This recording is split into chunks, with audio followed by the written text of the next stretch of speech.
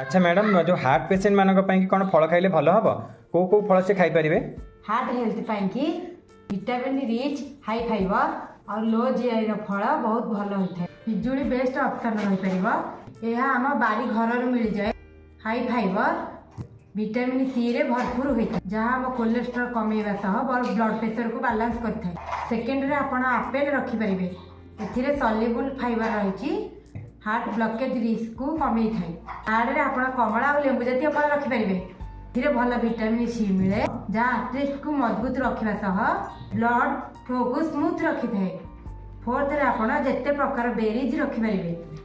एथिरे भल एंटीऑक्सीडेंट मिलता है जहाँ हार्ट सेल को सुरक्षित रखी थाए। फिफ्थ रे आपण नाशपाती रखिपारे। यह मध्य हाई फाइबर युक्त खाद्य लो ग्लाइसेमिक होता है जहाँ हार्ट को सुरक्षा देता है। सिक्स रे आपण डाळिंब रखंतु।